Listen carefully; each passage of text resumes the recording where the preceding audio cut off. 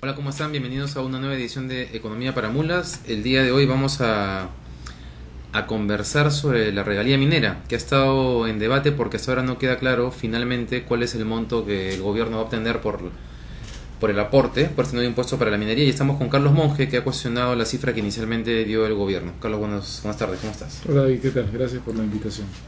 Gracias por estar acá. Bien, ayer el Congreso aprobó los proyectos de ley que envió el Ejecutivo. Se ha aprobado bastante rápido.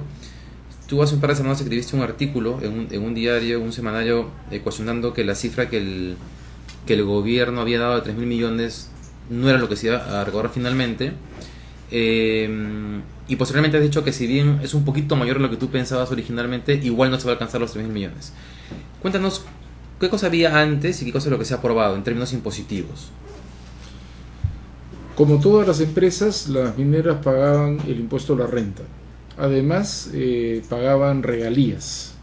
Y además habían negociado el 2007 con el gobierno de Alan García un óvulo voluntario para no pagar el impuesto a las sobreganancias que ya desde esa época se venía discutiendo en el mundo entero. La regalía era sobre las ventas. La regalía era sobre las ventas y no se descontaba del pago de impuestos. No era incluido como un costo para el pago de impuestos, ¿no?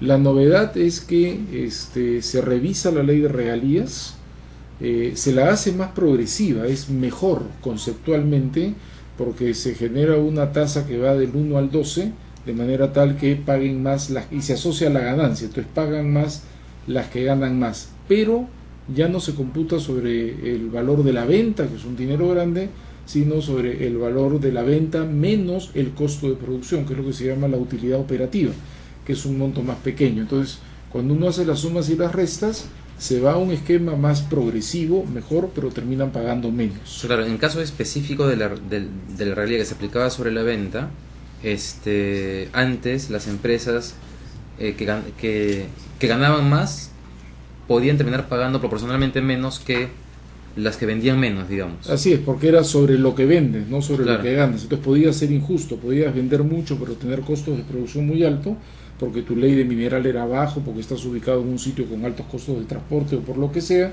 y terminabas pagando igual que otro que de repente vendía menos pero ganaba mucho más dinero porque estaba en un yacimiento más rico con menores costos de algún tipo, ¿no? Entonces, específicamente en el tema de la regalía nos dices que con el nuevo esquema, que si bien es progresivo y más justo entre comillas, se va a recaudar menos solamente por ese concepto, por el concepto de la regalía. ¿Cuánto menos se recauda por ese concepto? El cálculo que han hecho los amigos de Propuesta Ciudadana es que bajaría de 500 millones anuales de soles a 435, son 65 millones menos. Ok, entonces, la regalía, el óvulo desaparece. El óvulo, que eran 500 millones, desaparece y es reemplazado por un impuesto, por el gravamen. Por el nuevo gravamen, que es un nuevo óvulo, en realidad es un acuerdo voluntario, ¿no es cierto? Es un nuevo gravamen que pagan las empresas que tienen convenios de estabilidad tributaria y que por tanto no se les puede clavar un nuevo impuesto. Entonces con ellas se negocia una especie de super óvulo en relación al ovolito. Pero perdón, o sea, hay un impuesto a las ganancias para las que no tienen convenios. Sí. Y hay un gravamen especial para las que sí tienen convenios. Hay la regalía para todos. Para todos, claro. Hay el impuesto especial a la minería, que es un impuesto nuevo para los que no tienen convenio de estabilidad tributaria. Y hay el gravamen para aquellos que no les puedes clavar un impuesto nuevo porque precisamente tienen convenio de estabilidad tributaria. Con la regalía, en la suma y resta, por este juego de que ya no se computa sobre las ventas sino la utilidad operativa, se pierden 65 millones. El impuesto especial a la minería son 185 millones y eso es puro ingreso nuevo. El gravamen son 1.800 millones nuevos, pero como todo lo anterior ahora se computa como costo antes del pago del impuesto a la renta, entonces te baja tu tasa imponible, la utilidad es menor y entonces el cálculo que hace Propuesta Ciudadana es que ahí se pierden 500 millones, ¿no? Entonces sumas y restas, en realidad lo nuevo es 1.420.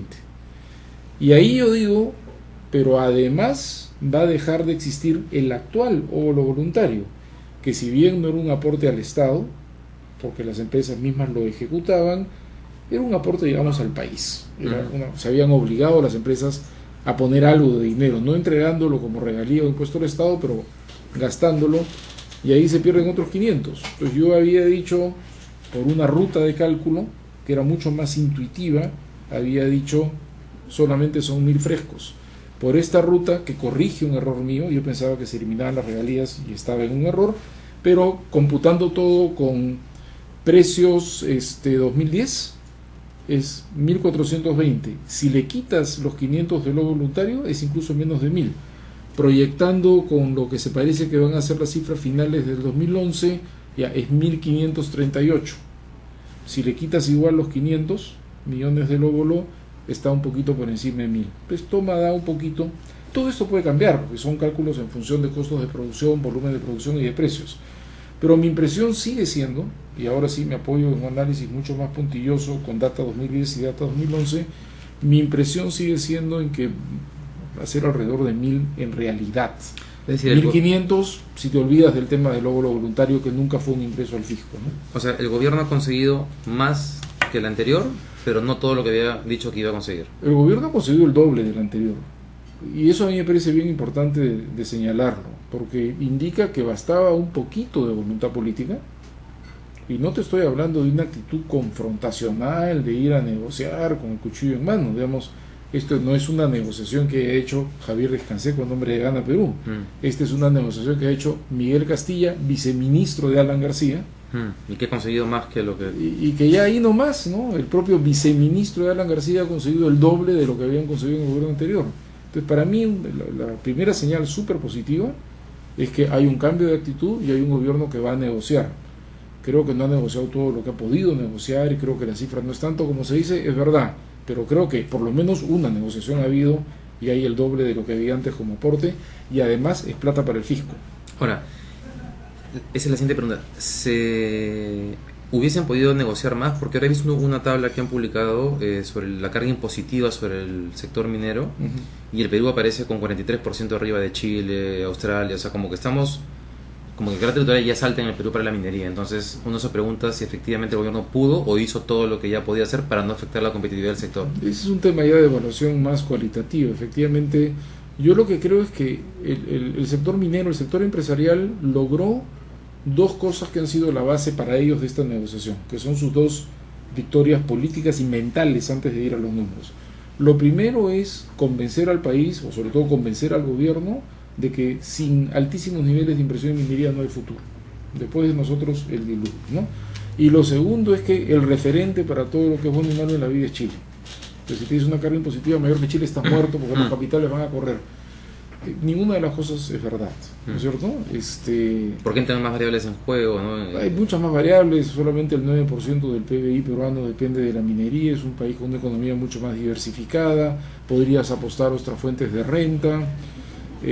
No es verdad además que esos 30.000 o 40.000 millones de la cartera de inversión minera se van todos a ejecutar. En ese cálculo siguen poniendo Sillín, Río Blanco, Majás, que no tiene ninguna licencia social, y puedo apostar que eso no va a haber, salvo que sea sobre un baño de sangre en la Sierra de Piura. Lo mismo, esos cálculos te siguen diciendo va a haber Tía María no va a haber en Islay, ¿no?